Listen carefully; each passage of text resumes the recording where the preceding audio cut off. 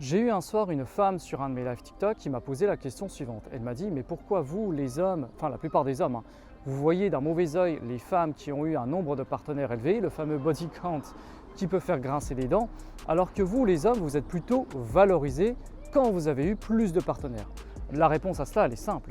C'est que pour les femmes, la plupart du temps, elles n'ont pas à faire le premier pas.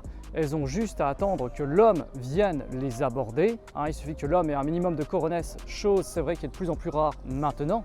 Mais comme on dit, l'homme propose, la femme dispose. Et l'homme, de son côté, eh bien, s'il arrive à séduire, ça veut dire qu'il arrive à faire preuve d'un minimum d'humour, de charisme, qu'il est taquin, qu'il sait aborder au bon moment, qu'il a une intelligence émotionnelle et donc qu'il plaît. Voilà pourquoi c'est mieux vu pour les hommes d'avoir un nombre de partenaires, parce que ça exige finalement de notre côté plus de compétences, plus de courage. Surtout à une époque où les femmes n'aiment pas trop être abordées, elles crient haut et fort sur les réseaux: moi je suis une femme forte et indépendante, les hommes qui nous draguent dans la rue, c'est lourd, lâchez-nous, la salle de sport, c'est lourd, lâchez-nous.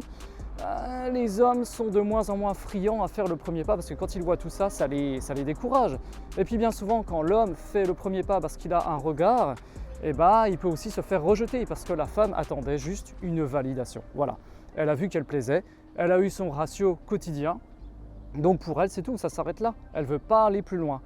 Donc pour beaucoup d'hommes, tout ça, ça pose de sérieux freins. À l'heure actuelle, quand un homme a beaucoup de partenaires, c'est plutôt bien vu, parce que ça veut dire qu'il sait s'adapter à ce contexte qui n'est pas facile. Alors attention, je ne dis pas que pour les femmes c'est facile, parce que ce n'est pas parce qu'elles ont beaucoup d'options que ce sont des bonnes options.